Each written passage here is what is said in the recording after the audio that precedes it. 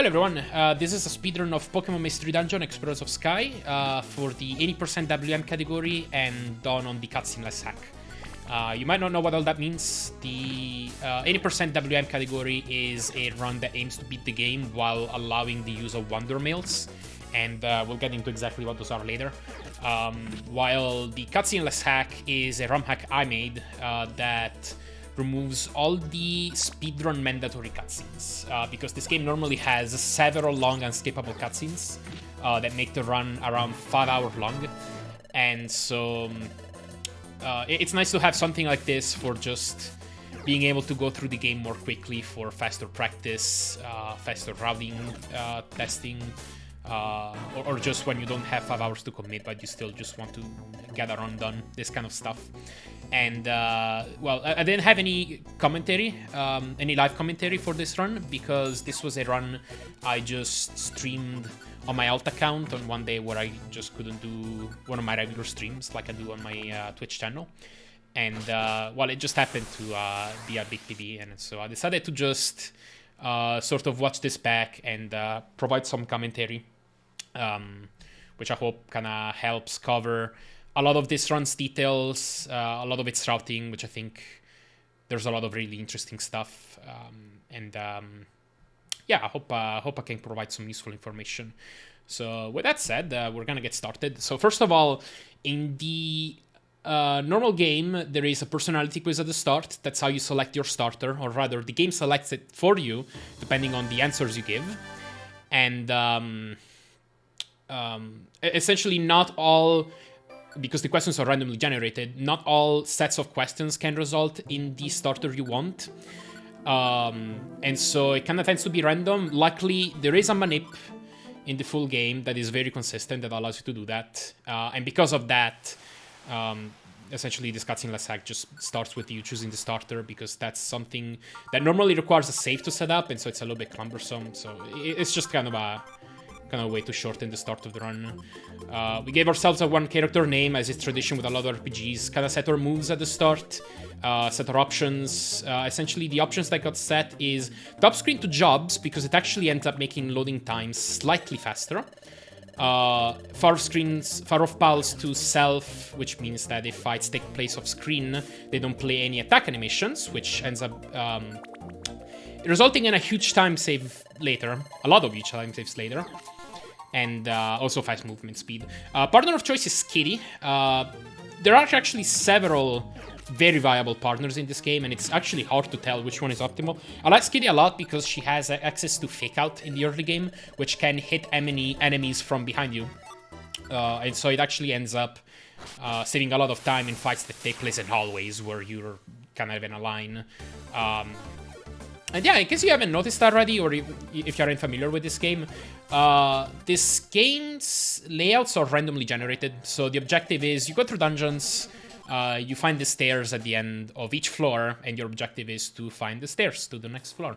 And where you spawn, what kind of layouts you find, where the stairs are, what items spawn, what Pokemon spawn, basically everything you can think of is randomly generated. So essentially, to do this run, you have to get good at a lot of general techniques. General movement strategies, what makes you find the stairs more quickly, what tends to speed up combat more, and all that good stuff. But as far as for the run itself, it changes every time, which is fun, honestly. I like this kind of thing that requires a lot of adaptability from the player. Obviously, the big drawback is that the run is very, very RNG reliant, because there are just straight up certain layouts, certain kinds of luck that are faster than others. Anyway, one big thing for this run is inventory management, and I already hear from early on we're trying to kind of develop our inventory a bit. So what we're trying to find, first of all, for this category, is a lot of apples. As many apples as I can find, as much food as I can find. Normally it isn't as important for PMD games to find this much food, but for this category specifically, due to things we're gonna do later, we are gonna have our belly drain very, very quickly. And so I basically need to stock up and not as much food as possible. And that's also the reason why we choose Riolu, by the way. I didn't really talk about it earlier, but kind of to spoil things a little bit, there is a Pokemon exclusive item later that we'll pick up called the Fight Gem. And the Fight Gem is an item that gives double movement speed to any Pokemon in your party that is fighting type.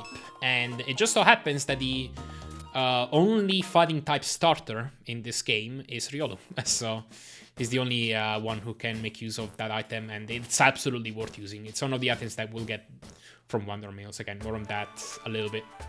But first of all, the first 3 dungeons of this run are going to be played pretty much as normal. So without like any major shenanigans, which also makes them basically like the more RNG heavy part of the run, because the fact that you have to go through floors legit, and the fact that there isn't much room connectivity, which means how well rooms are connected between each other with hallways, so there are a lot of dead ends and stuff like that. It just means that there's a lot of like not spawning close to the stairs means that you are more likely to lose time compared to later on, as you'll see. And fights also tend to take a lot longer because you're not able to one-shot enemies at this point. You typically either 2-shot or 3-shot or that kind of stuff. Bristol is possibly the worst dungeon in the run. Lots of runs die here. It's just a tough dungeon in general, and the fights take very long. The layouts can be pretty trolly, and it's 9 floors. And the boss of this dungeon too is quite the run killer. Talk about it a little bit more later. Fighting enemies in corners like here is particularly troublesome. I spent quite a few turns trying to hit that spinner rack. It kept missing. What you can do is you can back off, like your partner, kind of hit them. And then Riolu has Quick Attack, which is a move that can hit through corners. Eventually I just got tired of missing. So, yeah. One interesting mechanic about this game is that female Pokemon are pretty much straight up better, because your Pokemon's gender affects stats. So, I forget exactly. I think male Pokemon get, I think, a crit boost or an evasion boost. Which is not as important as what female Pokemon get, which is an accuracy boost. So that just means that female Pokemon hit their moves more often. Which, yeah, is also one very good thing about Skitty, which is a female Pokemon. It ends up making her moves more accurate compared to what other starters like Meowth and Munchlax would have. Again, Fake Out proving really important here. I think, so one thing I do early in the run typically is I try to pick up a Max Elixir if I see it, because one downside about Skitty is that her moves don't have many PPs. And, well, specifically Fake Out, it only has 12. So it's very likely for Fake Out to run out of PPs during Mount Bristol. And so, it's very helpful to just have the Max Elixir to just be able to use through, you know, whenever it runs out, which is typically around 6F, 7F, or around there. If it runs out, I have to enable Tackle, which is a move that cannot hit from behind like Fake Out does. In that case, I actually disable Tackle because getting into fight is, in that case, was slower than just running away and finding the stairs like so. And so we made it to Drowsy. This boss has such a terrible combination of moves and abilities that, yeah, he has so many ways to kill a runner. He can use Hypnosis to put you to sleep. Luckily, in this case, it missed. And if he puts you to sleep, you just skip several turns. He has Form Worm, which is an ability that just makes him dodge moves sometimes. He has Disable, that in this game makes you paralyzed for a few turns. He has Confusion that almost one-shots Riolu. If it crits, it kills Riolu on the spot. Yeah, it just comes down to luck sometimes. If you have Blast Seeds, that's a very useful item because it's 100% accurate. It can't get dodged by Form Worm, and it does deal 35 HP of damage, a fixed 35 HP of damage. And Drowsy has, I think, 100 HP for reference. So, after beating Drowsy, this is what we do in this category. These are Wonder Mails. So, essentially, in this game, you have to play missions to for several things, essentially. You can rescue clients, find items, whatever. And there are several days where you have to complete these missions to be able to progress. And now, there is this Wonder Mail system where you can essentially exchange missions between people. And one of the ways you can exchange missions, aside from like wireless and Wi-Fi and stuff, is passwords, because each mission comes with its own password. And so what the Wonder Mail category allows you to do is to title and just input the passwords for the missions you want, and then you can play those, which has several advantages, because it essentially allows us to select our missions instead of having to rely on the missions that you see off the boards, which are randomly generated. And so essentially we can select the fastest missions, and we can also select the rewards. This is a very interesting mission, by the way. I'll talk about it a little bit later. But one interesting thing about Wonder Mails is that you can also basically... Most missions won't be generated by the game, normally. So stuff that you find off the boards or elsewhere. There are just certain item types, certain mission types, certain floors that missions can be played on that just the game won't generate them, but there exist passwords that correspond to that Wonder Mail. And so essentially we have a Wonder Mail generator that allows you to just select stuff that the game won't normally generate, but that you can play if you have the password for it. And so normally missions don't spawn on 1F, but again, there was stuff that I played there, as you saw. And so that makes it for faster stuff. And also, we're also able to get rewards that you normally wouldn't be able to get, which we'll get later. By the way, in case you're a little mesmerized by this typing, I type with two hands and with a stylus on each hand. You have to type... Well, you don't have to type with the touchscreen, but I type with the touchscreen because it's faster than using the D-pad and buttons. And yeah, that's kind of my method. Now, that floor that you saw on 1F, that's basically a glitched mission. So what it is that's an exploit with certain mission types. That one was a treasure hunt mission. And basically within the mission system is encoded a part where it basically encapsulates a special floor. So certain missions can make it so that on the floor that the mission plays on, it generates a fixed floor type. And so what that was, again, this is something that the game normally wouldn't generate. That is normally the floor that spawns on 75F of Zero Isle North. And that floor has 2 Wonder Gummies, 1 Golden Mask, and 1 Wonder Chest. Now, that's stuff that we don't really use, but the good thing is that if you go through that floor, you collect everything, and then you already have that stuff in your inventory. The next time you play that mission, you'll find those items on the ground again, but since you already had those items in your inventory, the game turns them into Reviver Seeds, and so that mission ends up being a way to farm Reviver Seeds. And Reviver Seeds are essentially an item that you keep it in your inventory, and if you die, the game just revives you with full health, full PPs, full belly, and basically completely revitalized. It's really good because it basically allows you to play a lot more aggressively than you normally would be able to. Like leaving partners behind that are likely to die, or doing certain boss threats that we'll see more of a little bit later. And yeah, we'll collect some Reviver Seeds later. That's a bit of a weird mission because it's essentially, since it's a glitched one, it's essentially incompletable. So we can essentially just run through it as many times as we want. That one right there was the Sentry Duty. It's a mini game where you basically just have to recognize whatever Pokemon that footprint belongs to. And it actually ends up being faster to fail 2 questions once and then fail the final one again, which essentially you get 3 strikes. If you do 3 mistakes, then you don't get any points awarded. And this is what I was talking about. You get Reviver Seeds for free if you are holding the items that would normally spawn there in your inventory. And yeah, it ends up being faster because it essentially changes the ranking that you get at the end of Sentry Duty. And Festus gives you... Chadot gives you adequate, essentially, which is... Oh yeah, you did okay.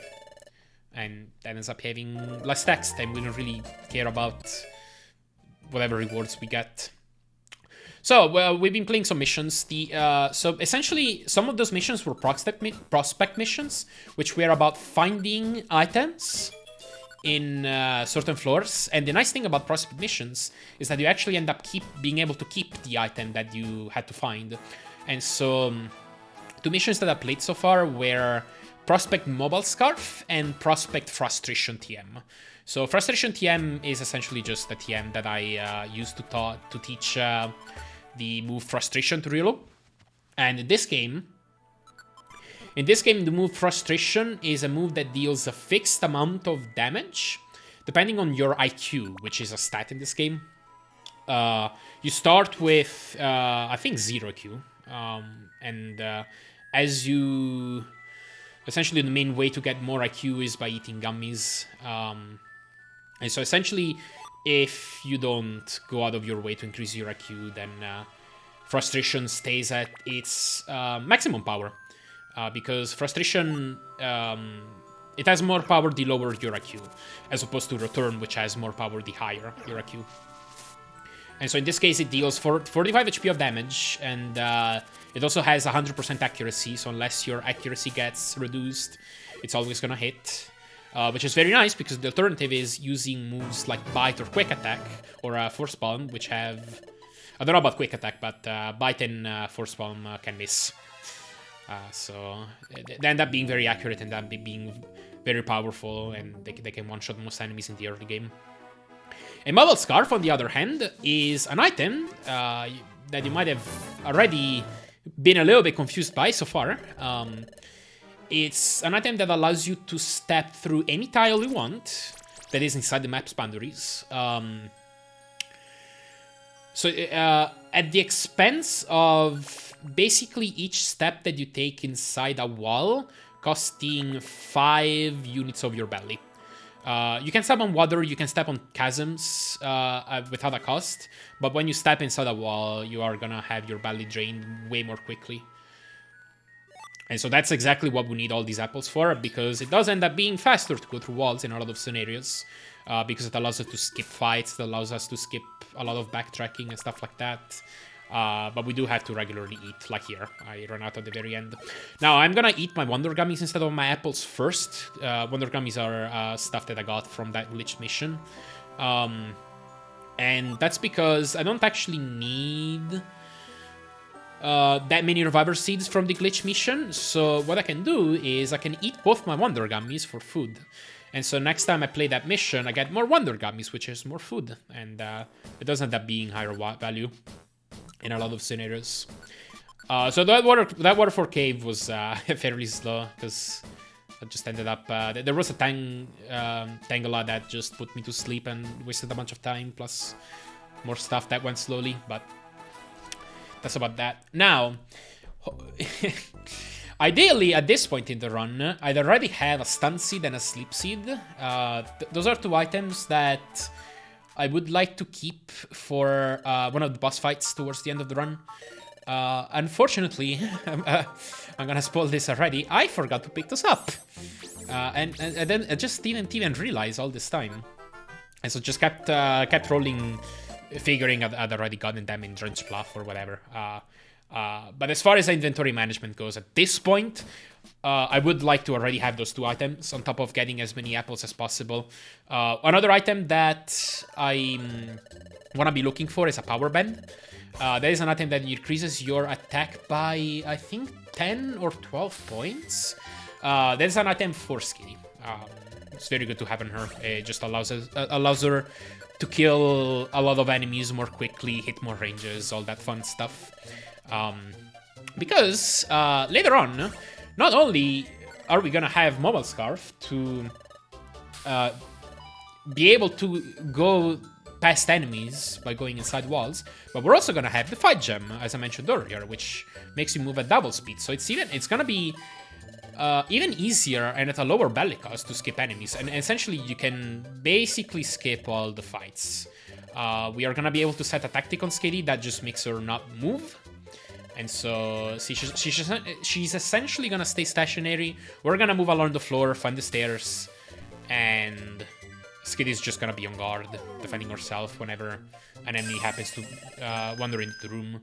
And Skitty's also gonna be the one handling most of the boss fights, as you'll see later. By the way, one interesting tech is that for some reason, there are a few cutscenes in this game that are skippable. You don't really see it here because this is the Cutsceneless patch. But if you hold start after certain fade-outs, the cutscenes that normally play when you have dinner with the guild and then, you know, go to sleep, that gets skipped, which saves like 15 seconds.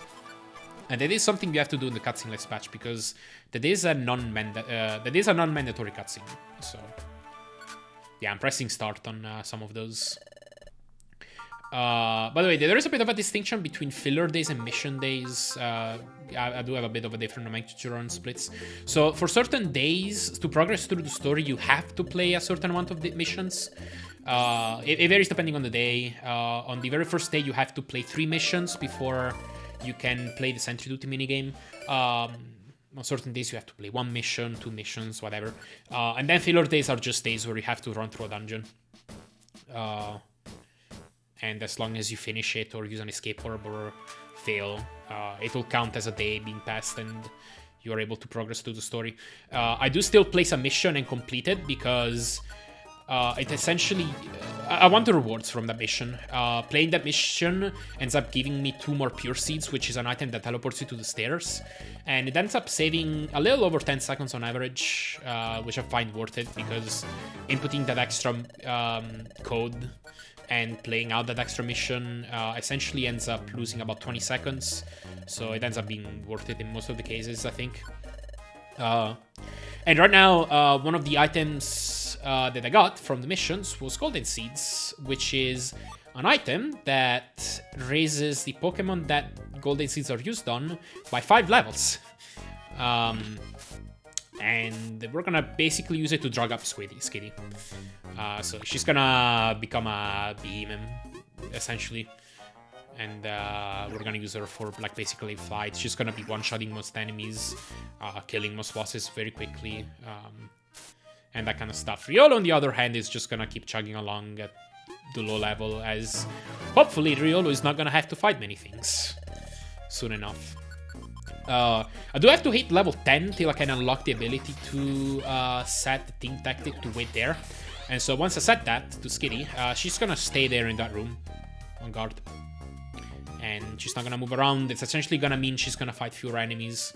She's only gonna have to fight enemies if an enemy walks into a room. And that's that. Riolu, from this point onwards, essentially, is just gonna roam around alone. With a few exceptions. And we're just gonna find the stairs. Okay, Apple Woods is made up of 12 floors.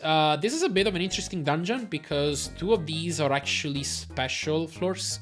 So 7F and 8F are special layouts that end up being more predictable. So 7F ends up having 8 rooms every time, unless rooms get merged, in which case it's gonna look like 7 or 6 or whatever.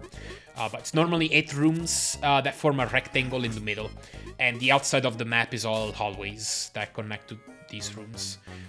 This is something that Mobile Scarface is really useful for, because otherwise I'd have to take the hallway out of the map and then have to go around and where I want to go. In this case, I really didn't explore this the smart way, because I went a bit in a circle, then left, and I'm having to go back right. It's pretty inefficient, but this is what I decided to do in the heat of the moment.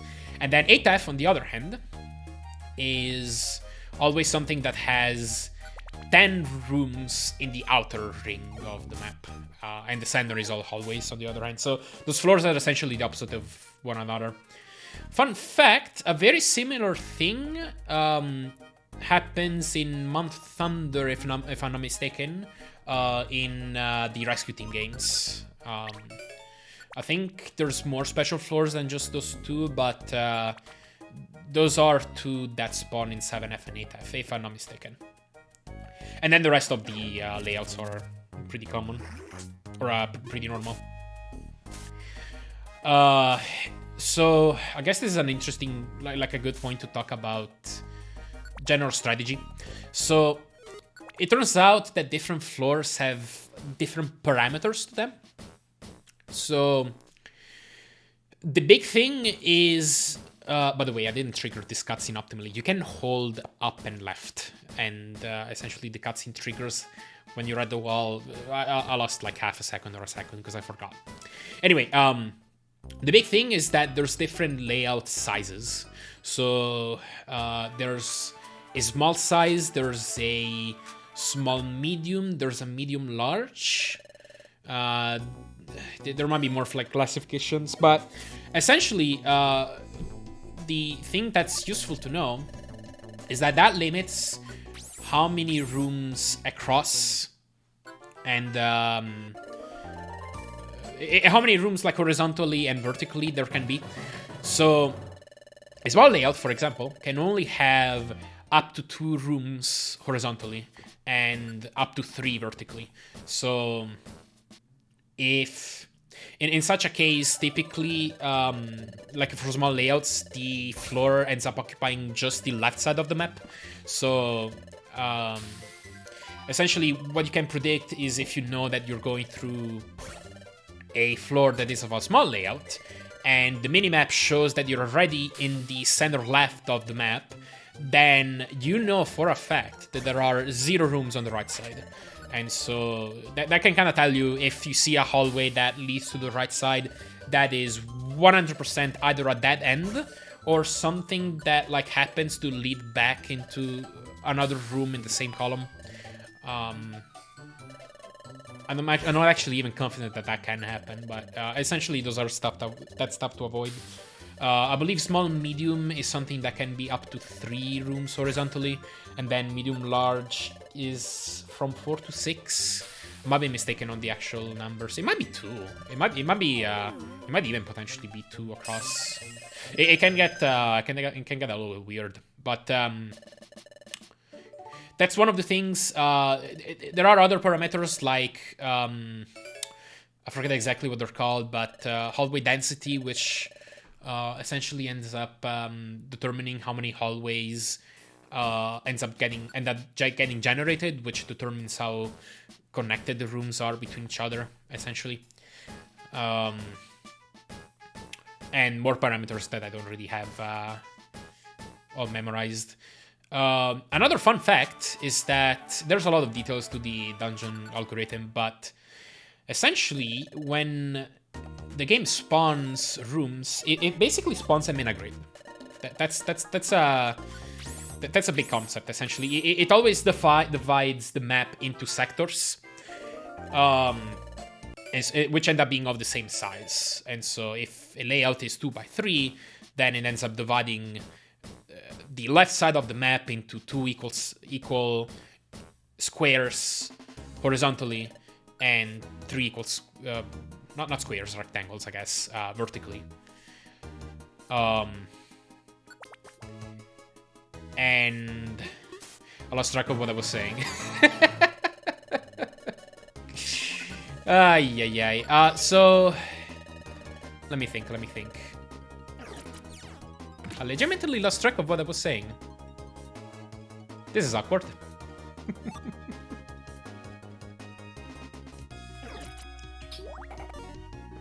Come on, I'll remember. Meanwhile, Bidoof is just... So this is a dungeon with where you have to actually escort Bidoof, and there's no way to set his tactics, so he's just going around brawling enemies with his growl and defense score, and occasionally he actually uses headbutt to kill something. But yeah, he's not very fun to escort.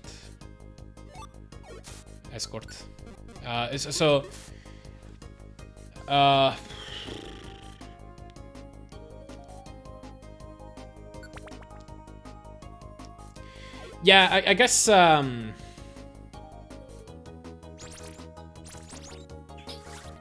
I guess in short you can basically just sort of predict where rooms can or cannot be.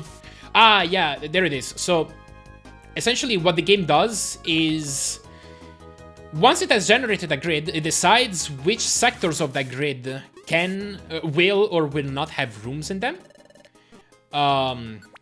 And once it's generated the rooms, it preoccupies itself to connect the rooms with each other. And it does so by essentially generating one and one only main hallway, if I'm not mistaken. And a main hallway is essentially a hallway that is generated in the step where the game decides to connect the rooms between each other.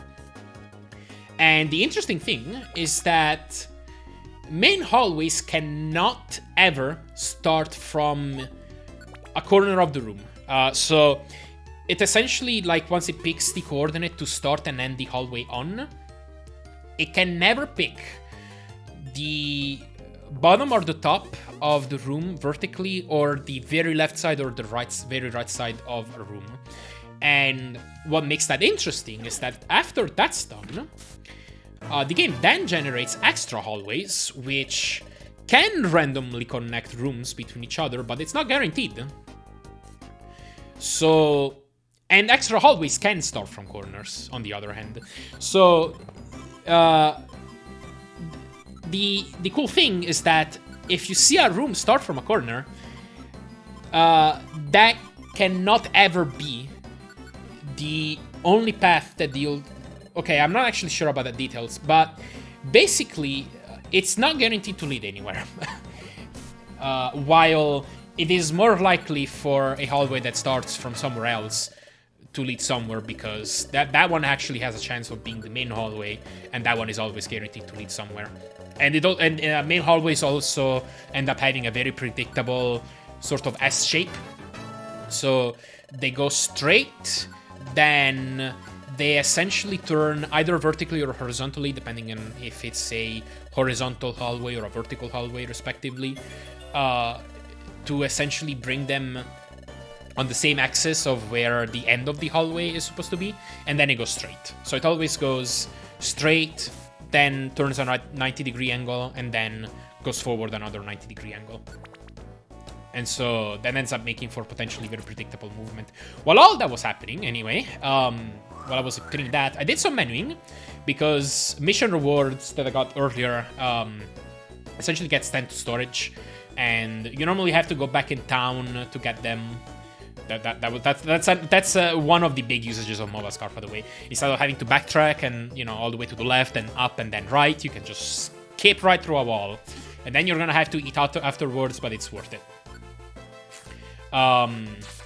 And what essentially it ends up being faster to just wait till you start the expedition segment, where there is a conveniently placed storage statue right before you enter Mount Horn, and that's where I get the remaining golden seeds to feed Skitty. Right now, I think she's level 29, at least level 29, because that's when she learns Feint Attack, which is a 100% accurate move. Well, not just 100% accurate. It is guaranteed to not miss. So even if she gets an accuracy drop, she's always gonna hit that. And so I've had more golden seeds. I got the Wild Silk, which boosts Skitty's attack, I forget if it's the... Yeah, I'm pretty sure it's the attacking power of normal types that it boosts by. And it's a big boost. And the big thing is Fight Gem, again, which is something that doubles my Riolo's movement speed, because he's a fighting type. And so one of the great things about that is that... So for every 2 turns for every 2 tiles you move, the enemies move by 1. And in certain scenarios, you can even attack twice a turn if you have to. And so it just ends up making it very easy to just skip past enemies, because, like, you know, like if you're in a room and you're kind of like one in front of another, you do not have to like think 3 hits to get past them, only for them to be at your tail at all times, and if you find another enemy, then you're kind of surrounded. No, you can just kind of move around them and then say goodbye. And then going through walls is also faster. Movement overall is faster. And Since in this game, additional enemies in dungeons, the ones that don't spawn when the floor gets generated, spawn when turns go by. Since you have double movement speed and a turn goes by every 2 steps you make, it essentially means that you have to deal with fewer enemies spawning. And so it ends up being less experience that you accumulate because Kitty's gonna have to fight fewer enemies. It means that you have to go around fewer enemies, probably, and all that fun stuff. And yeah, Fight Gem is just an incredible item that absolutely defines this category. One other thing that I picked up from Wonder Mill missions is the weather bend, because Fight Gem, one of the caveats is that Fight Gem only works when the weather's clear, and some dungeons, including this one, have weather conditions. This one happens to have a permanent fog condition, and the way you can get around that is by using Weather Bend, which is an item that allows you to ignore weather conditions. So we can essentially keep the powers of Fight Gem. The drawback is we can't use Mobile Scarf. And then this run is actually going fairly well so far. I don't typically see paces like this. This is so a big sort of checkpoint for me and for a lot of runners is sort of the Groudon point. And well, this is on pace to be essentially like a 36, which is something that I've probably only gotten a total of maybe 5 times. And yeah, this is going amazingly, basically. One interesting thing, by the way, I still have Weatherbend, I'm pretty sure. So and now I equip Mobile Scarf. So the way I'm playing this is Mobile Scarf is really useful to skip enemies and cut corners and a lot of stuff, but since you have to be careful to not accidentally step into walls because it means you have to open your inventory and eat an apple, you do have to be pretty careful about your movement, and it does mean that you typically slow down a lot more. If you don't have it, then you can essentially just move around more freely, do stuff like, you know how how I said that these hallways, main hallways always have this predictable S sequence. So what I can do is preemptively just roll the D-pad up, right, up, or up, left, up, or that kind of stuff. And so if I get lucky, then the hallway follows that exact sort of motion, and I can just go through it. But if I have Mobile Scarf, that's a very risky move because the hallway might not follow that pattern, and I just end up in a wall, and it wastes this belly. This is the Groudon fight. This is the first off-screen fight, so bosses are mostly going to be fought like that. So that setting that I set at the beginning of the run, that makes fight happen off-screen, not play animation, that is particularly useful for boss fights, because what you can do is, since you have Fight Gem, you can just run away from boss, and just let Skitty handle it off-screen, and you just BNA, and because Skitty has a crap ton of golden seeds, is very over-leveled, she can just take care of it on her own. And that's that. Yeah, that was a 36-11 Groudon, which is, I think, my second best time ever. I did once get a 35, if I'm not mistaken. But yeah, after Expedition, we essentially have 2 filler days. I'm gonna take this opportunity to run through Beach Cave twice to get these Reviver Seeds. And then, one thing that I've been collecting throughout the run is Escape Orbs. I got one from Wonder Mills. But I'm essentially hoping to find 3 throughout the rest of the run.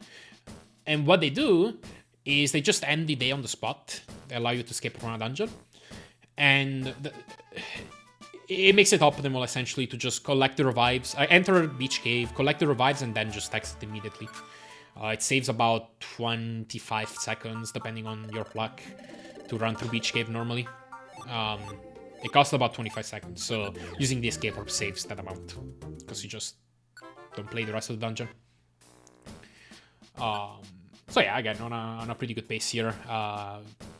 This becomes the next story dungeon, essentially, which is M Plains. This is what I'd consider to be basically the start of the mid-game. A lot of these dungeons are gonna be essentially like a lot of small medium layouts, which are typically 3 rooms across. And yeah.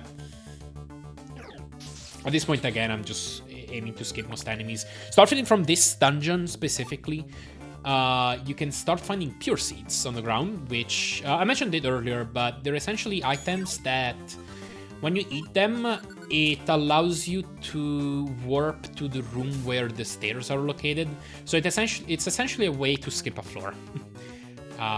So the idea is to find as many as possible. I collect, I believe, 5 from missions. I might be wrong on the number, but so I have those 5. I can choose which 5 floors to skip. But obviously, the more I find throughout the run, the better. I basically start checking as many seeds as I can throughout the run, collecting them, because that's basically a 10-second time save every time you use them on average. Monster houses are usually not a concern, because you can just ignore them. Skitty is so over-leveled that she essentially is gonna lure monster houses to her, and she's just gonna one-shot everything. And even if she does end up having to get hit by something, it's probably not gonna do much damage. What ends up being concerning is if a monster house spawns on the same room where the stairs are located, in which case, like here, in which case you either have to make your way around in a way that, like, hopefully you can just kind of sneaks to the stairs, or the best option typically ends up being to save something like a Petrify Orb to just not have to worry about enemies. What ends up being even more problematic is if you find a monster house on the same room where the stairs are located under a weather condition, because then petrification won't work. Or rather, it will work, but as soon as an enemy takes damage from weather, like hail or a sandstorm, then they're gonna petrify. So it ends up being like a temporary petrification, usually.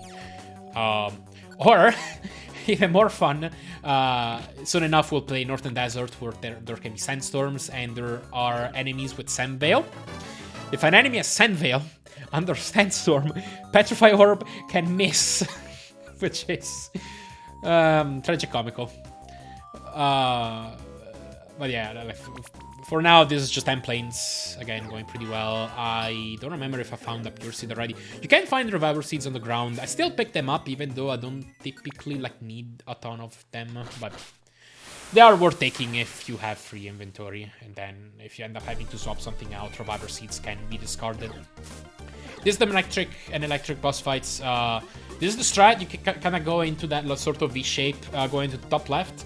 And so long as the top electric doesn't use quick attack on you, Manectric and most of the other electrics will be lured to Skitty, and you just have to kill those 3 electrics in the top left, while Skitty takes care of the rest of the screen. Here we link moves. Move linking is a mechanic where you can essentially select certain moves to be in a sequence, and so when they get used in the same turn, which is really overpowered. The cost is that you consume a little bit of belly, a little bit more belly every time you use a linked move. And obviously use up PPs for both of the moves you use in the link set. And if any of the moves in the link set runs out of PPs, then the moves unlink, essentially. So the link breaks and you have to go back into town to relink them. So the idea is, hopefully, we just link moves now and never have to visit Electivar again. Which is often the case. Luminous Orb is an item I found. This is another really good item. When you use it, it essentially reveals the entire minimap. So it tells you where all the items are, where all the rooms and hallways are, so you know exactly how the layout is. It tells you where the enemies are, and most importantly, it tells you where the stairs are, so you know where to go. This is the dungeon, or one of the dungeons, where Sandstorm is present, and oftentimes it's better to just equip Weatherbend to go through this, because it ends up typically making you deal with fewer enemies. I should have picked up that Drought Orb. It didn't end up being a problem for this run, but there are scenarios in this game where you can step onto... So, already from this dungeon, you can start finding traps. I think starting from end planes. But there exists a trap. Traps are basically invisible tiles that you can step on, and they have different effects. There exists a trap that's called the trip trap. And what the trip trap does is it makes you drop your equipped item on the tile in front of you. And most of the times it's just an annoyance because you have to pick it back up and re-equip it on yourself. The really bad thing is if the trip trap ends up being next to a chasm or next to a bit of water or lava or something like that, because it just makes you lose your item. Like, there is usually no way to recollect it. If it's a chasm or lava, it just gets lost or burned. There are scenarios where if it gets dropped on water, you can... the item will stay there, and so if you can go over water, you can recollect it. So what you can do is pick up a drought orb, which drains all the water, and then you're able to go over and recollect your mobile scarf. I have actually lost 2 runs exactly to that, because I had a mobile scarf dropped on water and I didn't have a drought orb on end. And not having mobile scarf loses so much time. So, worth an item slot in my opinion. I just don't have it in the habit to carry it with me. And Slip Seed is a similar thing. It allows you to step on water, essentially, so you can just step on that and recollect it. Obviously, though, if it falls on a chasm or on lava, it's just lost. There is no way to recollect it. It's just destroyed.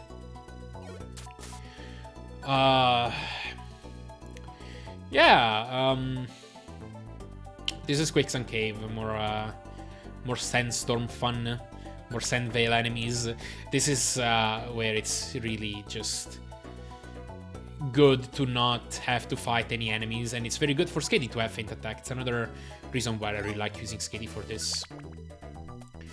But I guess this is where it's kind of easier to see the general strategy that you want to use, because there typically tend to be 9 rooms or 8 rooms with like maybe one of them missing. And so one of the strategies that you want to adopt for this game is to basically avoid backtracking as much as possible. So you want to avoid having to revisit the same room as much as you can, because if you are going through parts of the map and you're not revealing new rooms, that is essentially a moment in time where you are not finding a possible stair location. So generally speaking, you want to make sure that you go in sort of a motion that that allows you to explore as many rooms as you can without having to go back to rooms you've already visited. It's particularly easy in layouts like this that are just kind of circular. Yeah, this is a 3 horizontally by 2 vertically, I guess. And Mobile Scarf makes it easy. Even if there isn't a hallway connecting 2 rooms physically together, you can just step through a wall and do it that way. Quicksand Pit is more of the same for Cave, except worse. Because there's more likelihood for Sandstorm to occur. And there are Mawiles, which I think cannot spawn in Quicksand Cave. Mawiles can be a little bit tricky because they have knockoff. And if you're not careful, they can potentially use it on yourself to make you lose Mobile Scarf. No big deal in that case, you just get it back up. But you can have Mobile use knockoff on Skady and it makes her lose her power bend. Not too big of a deal in that case either, because you don't necessarily need that extra attack boost, and you can find another one throughout the run, but definitely an annoyance. And there are also some enemies in this dungeon that do take damage from Sandstorm, like the Ninjasks. So that's one of the enemies that if you find in a monster house and use a Petrify Orb, they will unpetrify pretty quickly. There's also a lot of enemies with moves like Fury Cutter, Rollout, Fury Swipes. Multi-hit moves in this game are pretty broken because they have the way... This game wasn't developed by Game Freak, by the way. This game was developed by Spike Chunsoft. And the way Spike Chunsoft decided to balance multi-hit moves is they essentially have the power of a normal move. the way it was balanced was it was made less accurate. Which, I mean, on average, in my experience, a multi-hit move hits once or twice per usage, which is basically double the power of a normal move if it ends up hitting twice. Or it can just hit 5 times sometimes, and you just burn through like 2 reviver seeds. It's also like very slow to get hit by it because obviously you have to watch a lot of attack animations. So very scary moves. This is Crystal Cave, which is honestly, in my opinion, one of the more pivotal dungeons in the run, because this one has what I believe are called medium-large layouts for all 11 floors, and they can be bad. There's also 0 water or 0 chasms, or basically 0 tiles that aren't normal ground that allow you to step inside them and not lose any belly. So every time you have to skip through an enemy, that is always a time that you're losing belly. So Mobile Scarf movements end up being more difficult. Hallway connection ends up being a little bit more tricky to just sort of navigate through. And overall, this is one of the dungeons with the most time variance, because if you don't spawn next to the stairs, you're losing more time than in a normal dungeon. Than in most other dungeons, at least. So yeah, luckily this one went pretty well. I'm already on FF. If it goes really badly at this point, I might have already had to eat like 4 apples or something. At this point, I'm doing pretty fantastic in food. Again, the objective, one of the major objectives of this run is to stockpile on as much food as possible. And right now, on some runs, I would be out of food. Right now, I have like 8 or 10 apples, something like that, which is very, very well above average. Absolutely, like, not a concern at the moment. And that's good because, like, not only do you not have to worry about food, it just ends up enabling you to play more aggressively. Not have to like slow down in hallways. You can take some risks to go inside walls because you have to do the food to deal with it potentially. Okay, that was a pretty simple puzzle. Anyway, yeah, Crystal Crossing is a little bit different. You have water to go over. And the layouts aren't all small mediums. It kind of goes in a weird pattern. This is one of the most difficult ones to memorize. I don't remember it right now. It's like, I believe floors 1 and 2 are small medium. And so that means that they're typically going to be 3 across and like sometimes 2 vertically or 3 vertically. And then other floors are medium large, which means they can be several floors, several rooms long horizontally. They typically just, they also occupy the entire map. I think this one at TAF is one of these small medium ones. And yeah. This is one of the dungeons that is more hallway heavy than room heavy. It tends to have a lot of hallways that just span across a large portion of the map. So there are fewer rooms that tend to spawn, but there's still a lot of connectivity essentially. It still likes to connect to whole grid like this. So yeah, bit of an interesting one. Again, though, this one went pretty well overall. Just taking an apple. That is a stun seed that I wish I picked up. There are several opportunities where I just step on a stun seed and I was like, I already have it. It's definitely not gonna backfire later. By the way, there are absols throughout this dungeon, which are enemies that have the ability Pressure. Pressure is an ability where if an opponent uses a move on you, that move consumes double the PPs that it normally does, and it's very rare. But if Skitty fights enough Absols in this dungeon, she can run out of feint attacks. It's only happened once to me, but it can happen, and it can lead to the moves delinking. It's something that can potentially happen in another dungeon later on, where I guess there are best begins with Pressure. But again, that's so incredibly rare. Oh, never mind that split. I don't normally split there. And yeah, 3 minutes ahead. For this run, when you're dealing with a run that is this high in RNG, where the nature of the run is basically RNG everywhere, and that's being common for the run to just sort of average out in the end. So even though there is a lot of luck that ends up being involved, if there is a lot of skill involved at the same time, it doesn't end up being a run that is as RNG reliant as a shorter run, or as RNG reliant as a run that has less skill.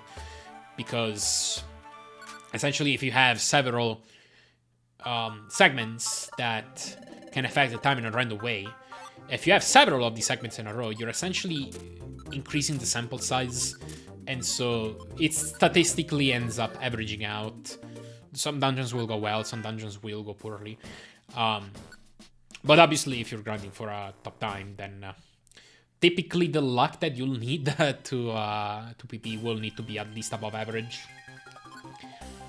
And I think this run had pretty good luck throughout overall, because there are several times where you can get trolled by layouts, like having to leading a certain path and it not leading anywhere, and then having to backtrack and you find enemies. That kind of stuff loses a lot of time if you have to do it several times.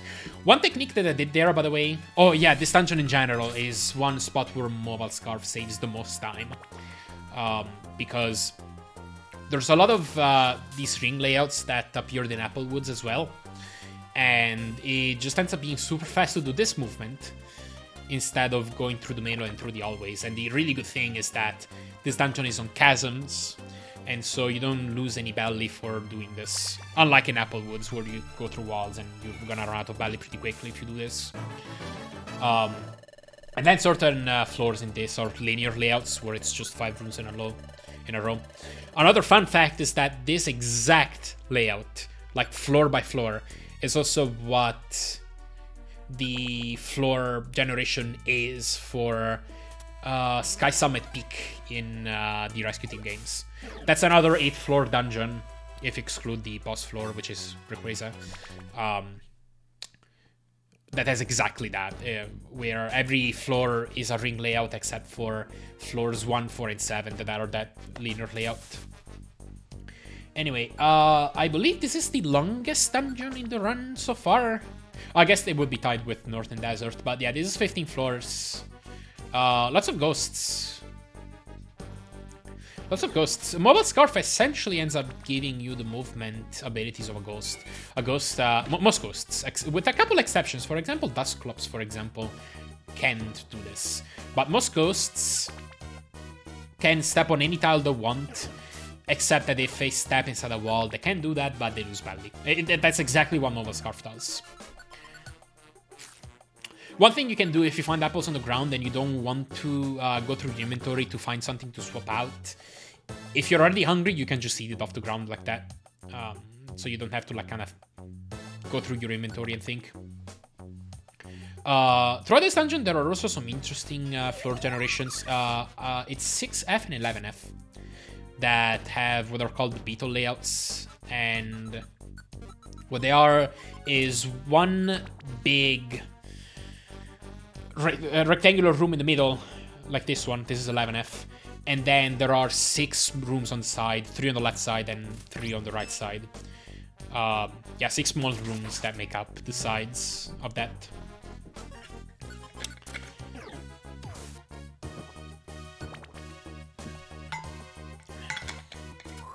I picked up a foothold there, which is basically a Petrify Orb on steroids. It gives petrification status to every enemy, not just in the room, like Petrify Orb, but in the entire floor. So that's not just useful for monster houses. That is just legitimately useful to use at the start of the floor. More so in the No Wonder Mill category. Because here we are skipping enemies anyway. But using it at the start of the floor, since enemies can never spawn in hallways, That means that if you use it at the start, you can be sure that they're gonna stay in rooms and you're never gonna have to go through walls to skip enemies. Or, you know, you're never gonna have to get attacked by them because they're petrified. Lots of fun stuff there. Again, Monster House not really a concern. I can just ignore it. At least in this scenario. I didn't check that seed, but that's one thing I should have done. If it doesn't like cost having to fight an enemy or watch more attack animations, it's always worth to check seeds and orbs, because they can be pure seeds and luminous orbs. And if you find them, it's just straight up a time save, pretty much. Now, sometimes you can find a pure seed. Like, sometimes you can use a pure seed and it'll warp you. Like, it'll turn out that the stairs were, like, immediately adjacent to the room you spawned in. So like, it's kind of funny. It essentially ends up being that you could have not used the pure seed and it still would have been fast. But essentially what you end up wanting to look at for a run like this is the statistics, the average. And on average, if you just blindly use a pure seed at the start of the floor, if it's one of the really bad dungeons, like, I'm still stockpiling them, but soon enough we'll meet some dungeons where it's worth using them. If you use it on one of the worst dungeons, it usually saves a little bit more than 10 seconds on average. Like on some floors, it's gonna lose time because it costs about like 5 seconds to open your inventory and use it. So in some cases, you can actually walk to the stairs faster, but other times it's gonna take 30 seconds, 40 seconds to go through a floor. So it kind of averages out to about that amount.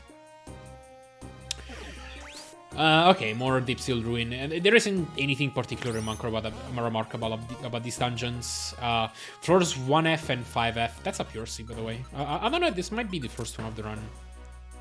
Or maybe I found more. I don't know, I don't remember. But first 1F and 5F. Floors 1F and 5F. Those are small layouts, so always 2 rooms across horizontally. So that's how you know never to check anything on the right side past sort of the middle left of the room. Yeah, boss of the dungeon is the Spiritum. It is Spiritum. And this is another just off-screen fight. You can't always skip all the attack animations. In this case, I'm gonna have to take one walk diagonally and then... Spiritum is either gonna use something like Nasty Plot or Sucker Punch on where he is, or he's gonna approach and then skid, he's gonna attack. Either way, you're gonna have to watch one animation, but then you can go off screen and skip everything. Alright, Dusk Forest is where you have to start escorting Grovyle, or at least Grovyle is with you. He's supposed to be really strong, and I mean, on a casual playthrough, he's pretty good. I believe he's level 46, which is really high. He can definitely hold his own, but so first of all, Grovyle has the ability, or the AQ skill, that's called Dedicated Traveler. And so that means that it's gonna prioritize following you over fighting enemies. And that can be good in certain scenarios, because it means it's basically not gonna get into fights, it's not gonna waste animation time. But the other side of the coin is that he can just get followed by enemies, particularly ghosts in this dungeon. There are Miss Maguses that can go through walls, and Grovyle cannot. And they'll attack Grovyle over and over, and Grovyle is just not gonna care. He's just gonna either, like, try to follow you somehow, and, like, the way he moves just ends up lining up in a way that, like, ends up having him getting hit by Ghost over and over, and he's just gonna die. Use a Reviver Seed, resurrect, and then do more of the same.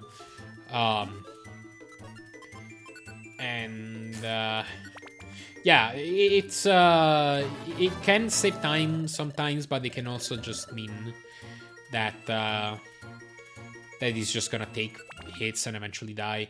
And sometimes it does end up being faster to just kill enemies instead of keeping them alive and having them attacked like 2 or 3 times.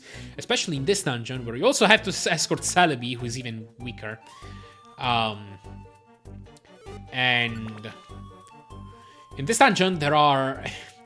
the most annoying enemies is Steelix, which knows Sandstorm, like he did right there. He summoned the Sandstorm, which kills your fight gem and makes it so that you have a lot of text prompts from your partners getting hit by Sandstorm. And Steelix also knows Rock Polish, which doubles his movement speed. And so, if Croval or Celebi just decide to ignore Steelix, Steelix is gonna follow them and hit them on every turn. So you can waste like 5 revives per floor if things just line up the wrong way. This is one of the worst dungeons in the run. This is possibly the dungeon where it's the most worthwhile to use pure seeds usually. Example of Celebi dying on screen, thanks to Dedicated Traveler. Yeah, the dungeons in this floor. So one of the things that makes this floor really bad is that the room connectivity is really bad. So there aren't as many hallways that connect rooms with each other, which means that usually you're gonna have to use Mobile Scarf a ton, which means eating a lot. And then the rooms end up being really small usually, and so you're gonna have to move around a lot to be able to discover room, lots of possible locations. There's Sandstorm that makes you have to use Mobile Scarf, and then if you find an enemy, either you kill it, which is kind of slow and also means you get more experience, which means more level up animations, which we don't want. We don't really need level ups at this point anymore. It ends up typically being better to just equip Mobile Scarf and skip past them. So you have to equip, switch from Weather Band to Mobile Scarf, skip through a wall, then equip Weather Band, and now you're hungry, you have to eat. So really slow typically to have to deal with a floor that has a weather condition, especially if it's one of these smaller layouts with many rooms. Even more so if there's an enemy in the starting room. That's one advantage of Pure Seed. If you use a Pure Seed, that means you warp away and you don't have to watch the fight that happens when that enemy essentially ends up approaching Skitty or another partner that's kind of following you. So yeah, Deep Dusk, definitely one of the best places in the game to use Pure Seeds. Luminous Orbs are typically better used in dungeons that have more room connectivity. So it does tell you where the stairs are, but it ends up being better if you can actually follow hallways that lead there easily. Because if the stairs are in the other part of the room, but you end up having to go through 2 walls to get there quickly, or if there's a weather condition, that kind of stuff, then it isn't gonna be as fast. Yeah, this is Richard Forest. This is the longest dungeon in the 80% run. It's made up of 20 floors, and floors... There's kind of a pattern. I believe floors... Every floor is a small, medium layout, except for floors 4, 5, 9, 10, 14, 15, and 19 and 20. So those ones can have more than 3 rooms horizontally. And 3 vertically as well.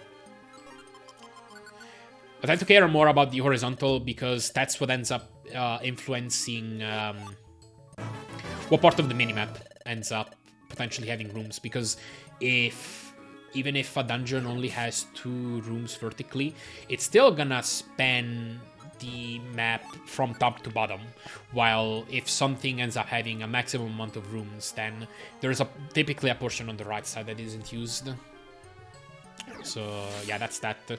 Treeshard, again, one of the more pivotal dungeons in the run, but mostly because of its length.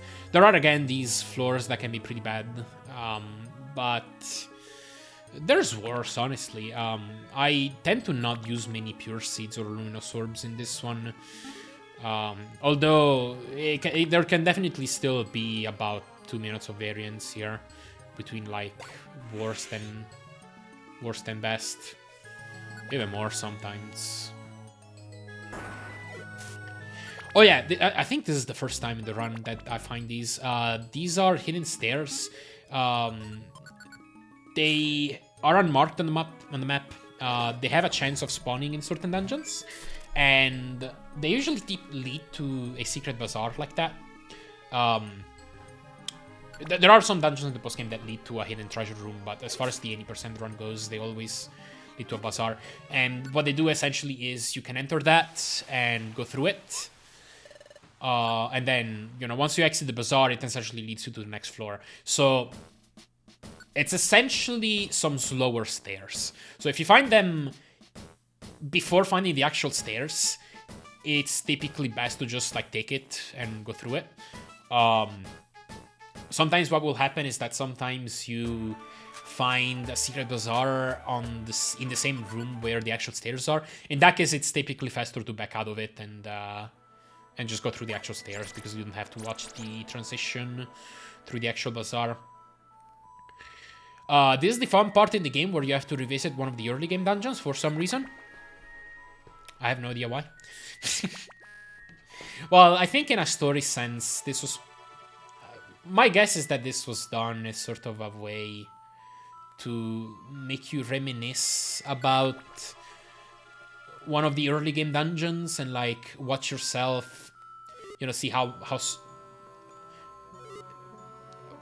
just how much you've become stronger by. If it makes sense, because all these enemies are like a pushover, and while earlier on in the run this wasn't nearly as easy. Or just as a way to just kind of circle back and reconnect the whole story.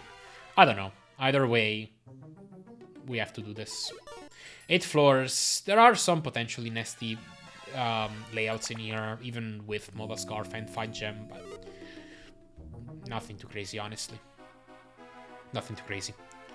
The fun thing is that after you finish this dungeon, you gain a shortcut to the hot spring, which is where you actually want to go.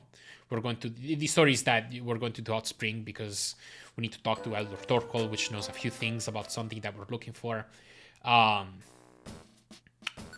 After you go through Waterfall Cave the second time, then you get a way to go to the hot spring directly from the crossroads. Not before here. You have to play through Waterfall Cave.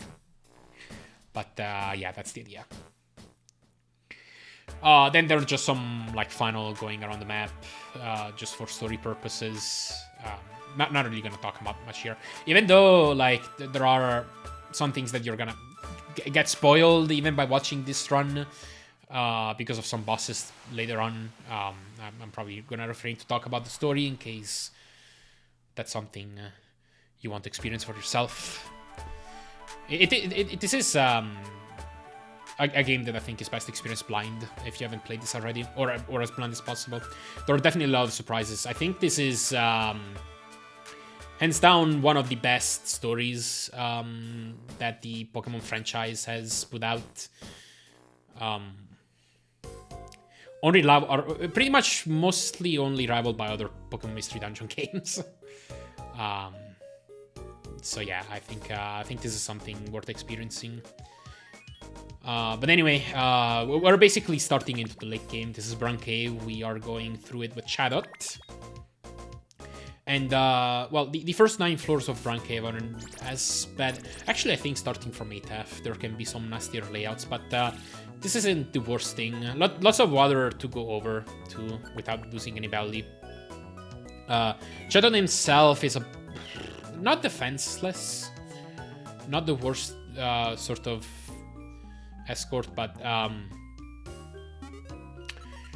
he can still burn through your Viper Seeds. There is basically no accompanying Pokemon that isn't that is able to completely defend themselves on their own. So yeah, that's definitely a point where you can lose your Viper Seeds if you get a bit unlucky.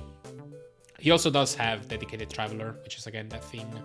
I didn't realize the stairs were in a room that I already explored. That's something that can happen sometimes. But yeah. At this one I'm just kind of going through the dungeon. Again, just the general idea is pick up as many apples as possible. Check all the seeds. Check all the orbs. Because they could be pure, they could be luminous orbs. Want to have a Petrify orb in inventory. Or a full hold or whatever. Something to have as emergency for monster houses potentially. Ideally you'd have Stun Seed and Sleep Seed. Still don't have them. And what else? Yeah, as many apples as possible. I think I've said that. Might be forgetting something, but that's about it.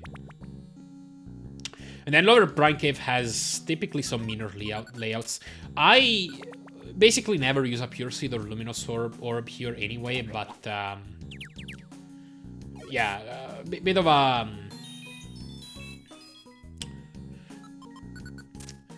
nuisance still. You can get Rain or Hail here too, that just loses time, makes you have to equip Weather Bend.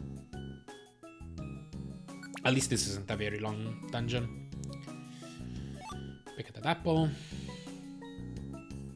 Again, choosing hallways that do not start from a corner, because at least I have Mobile Scarf now, so if I need to, I can go across a wall, but it still ends up being better to try and save that belly, because you can potentially cut an apple that way. And then another off-screen boss fight. I just run off screen and let Skitty handle it. Okay. And this is basically the last 4 dungeons in the run. Hidden Land is another really bad dungeon, potentially. I think it starts from... I forget the exact floors, but the first few floors aren't as bad. I think up to maybe 6F, maybe 8F, something like that. The layouts, I think, are all small, medium. So nothing too bad. But in this dungeon, you can potentially have Hail. You can have Sandstorm. So weather conditions that make you have to equip Weather Bend. The floors can be very big with a lot of rooms and also not very well connected within each other. And the enemies are also terrible. There's Dragonites who have agility. And so they tend to be harder to avoid. They can harass Grovyle more easily. There's Sporugly with Fury Swipes. There's Garchomp who has Sand Veil. What else? There's Magmortar who has Lava Plume and Fire Punch, which can either one-shot or two-shot Grovyle. It can deal a lot of damage to you as well. If you're going through walls to avoid Magmortar, fun fact, Lava Plume hits through walls. It can just hit through walls. So if you're trying to sidestep Magmortar through a hallway, it can still hit you. And it deals a crap ton of damage to Riolu too. It can one-shot. And yeah, all that combined makes this... along with Deep Dusk, I think the 2 main dungeons where you want to use Pure Seeds. I think Luminous Orbs are still typically better saved for stuff like some floors in Dusk Forest, some floors in Tree Shroud, some floors in Temporal Tower coming up. It's still not a terrible idea to use it here, and I think I'd use some Luminous Orbs here, but I think Pure Seeds are just better. Just keep having to deal with any of this. At this point, I was a little bit nervous because this was by far the best pace I ever had.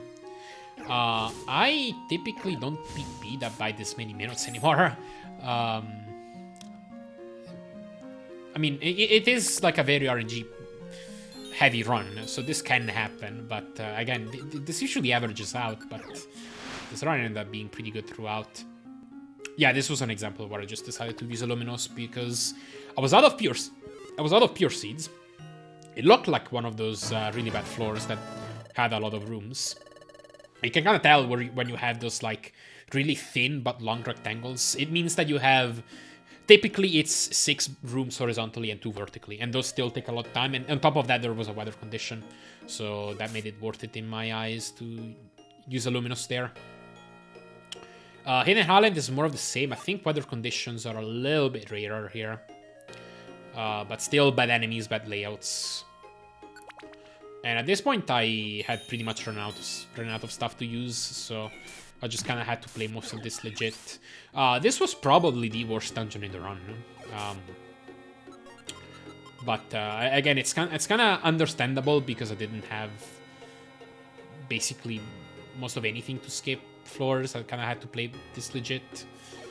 But yeah, probably one of the spots where the most improvement is possible. Kind of checking through rooms. Again, not every spot in the map's grid is guaranteed to have a room.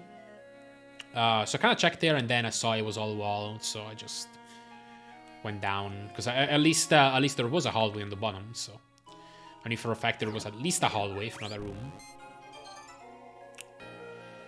And yeah, Bastiodons are another another really bad enemy. They know the move. Well, two really bad moves. One of them is block, which just immobilizes you and prevents you from moving. So you just have to deal with the Bastiodon at that point. And the other really bad move is Wagger, which confuses you. In this game, confusion is a status that makes it so that every time you move or attack, it will happen in a random direction, as opposed to the one you used. Or example of Magmortar just killing Robile. Probably the enemy with the most dangerous attacks in this dungeon. But I lost track of what I was saying again. Oh yeah, confusion. Yeah, it's really tricky to deal with, because I mean you can't control yourself anymore. Like, you can't really skip an enemy. You have to go in random direction and hope that it's away from the enemy and not get attacked by them. Typically, I don't think I had it in this run, but I typically tend to save a warp seed, because at least thrown items will happen in a fixed direction. And this is the boss fight. This is the boss fight where you want a stun seed. You can throw it at Dustnor to just gonna petrify him immediately. Then you kill all the Sableyes on screen, and then what you can do is you can move Skitty next to Dustnor one tile higher than he is right now, that Dustnor is right now. And then you can run off screen, throw a Sleep Seed off screen, and then just let Skitty attack Dustnor. It ends up being a very fast off screen fight. It saves about 20 or 30 seconds over what I had to do here, because I forgot the stun seed. And if you add the Sleep Seed in addition, it makes for a faster menuing slightly, but more importantly, it means that you usually don't have to use any Reviver Seeds at all. If you don't, you often have to burn through one or two of them. Because Dustnor knows a lot of nasty moves, potentially. He has Pursuit, which is a move that basically counters every move you use on him for as much damage as the move dealt. So if you deal 45 HP of damage to him, you're gonna get 45 of that HP of damage taken back. And that's not Dustnor's turn, that's just a counter, an automatic counter. And that lasts several turns. He also knows Confuse Ray, which just confuses Skitty and makes her move in random actions, even though she has the Wait There tactic. Lots of nasty stuff. At least I got Lucky Paralyze, so that's not it didn't end up being as bad. And he also didn't decide to use any nasty moves right off the bat. Temporal Tower. Yeah, these are the last two dungeons in the run. There is an interesting pattern to these. I believe it basically cycles on a cycle of 5 floors. So yeah, that was at the end. It ended up being better instead of backtracking and then going up. Just go through the wall and then eat an apple. But so it goes in this pattern. There's 2 floors that are small layouts, so it's always 2 rooms horizontally at most. Then there's 2 floors that I believe are small, medium, and then there's 1 last floor that is those medium large that can be potentially as much as 6 horizontally and 4 vertically. So for example, floors 1 and 2 are small, then 3 and 4 are small medium, then 5 is medium large, and then it continues back. 6 and 7 are small, 8 and 9 are small medium, and so on. And then it actually continues on to Temporal Spire, which is, so 11 and 12F are small, 13F and 1F of Temporal Spire are small medium, and then 2F is small, is medium large, and then 4F and 5F of Spire are small, and so on. That's one of the easier, more complex pattern to recognize. One of the easier non-straightforward patterns to recognize, I guess, or to memorize.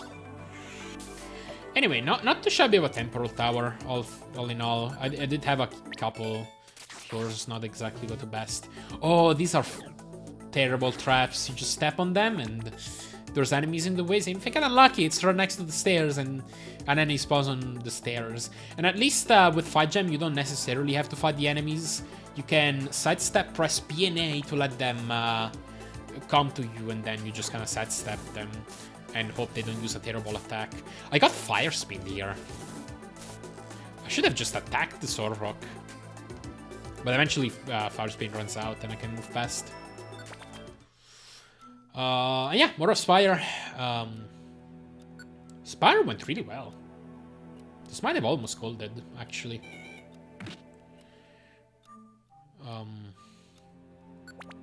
Yeah, 2F is... Yeah, ended up being really good. There we go. But 2F is the medium-large, which are the ones that can potentially take a lot of time to go through. You typically want to avoid stepping on those Wonder Tiles anyway, because it is a bit of a time loss to step on them, but it's hard to see them coming sometimes, and even if you do see them, it's hard to sometimes find alternative movement very quickly that makes you not step on them. Like, sometimes you're just better off just going straight on them instead of, like, stopping and, like, thinking how to get around them. It can be tricky. Yeah, I end up using the hold here, because, again, it just means I don't have to deal with enemies in hallways, and I don't have to deal with their attack animations. They're pretty good to use in small layouts too, particularly because the amount of enemies that spawn is still the same, but since the floor is much smaller, then the enemies end up being much more dense, and so you're more likely to run into them. And the Primal Delga is an off-screen fight, the most dangerous one. This can take many Reviver Seeds, because, I mean, at this point the enemies have kind of caught up to Skitty, and particularly the Alga is very dangerous. It can take like 6 or 7 Reviver Seeds. But that's the run. Final time ended up being, I 1:24:37, maybe a 38, I'll need to retime. But, yeah, by far the best run I've done. So far, this is better than the best run I've gotten on the vanilla game with all the cutscenes. Yeah, I just happened to be on a day where I just did a no mic run for fun, and this one ended up being a pretty fantastic run for what I usually got. I think in a second here I'll load into the file just to check what inventory I had left over. If I'm not mistaken, I just had 1 Reviver Seed left. If you run out of Reviver Seeds and you die, you basically have to repeat the dungeon, which would have meant the end of this run most likely. You also get randomly half of your inventory removed, so it means that I could lose my Mobile Scarf, I could lose my Fight Gem, a lot of items. And yeah, just 1 Reviver Seed left. All the Plain Seeds, once you eat a Reviver Seed, it turns into a Plain Seed. So all these Plain Seeds are Reviver Seeds that I used. But yeah, that was the run. Thank you all for watching. I hope my commentary made this run more entertaining, more insightful. Whatever you got out of it. I just figured it was nice to just give it some post-commentary, since this would have otherwise have ended up being a commentary-less run. So, yeah, happy with this time. I'm happy with this time. Yeah, take care. Thanks for watching.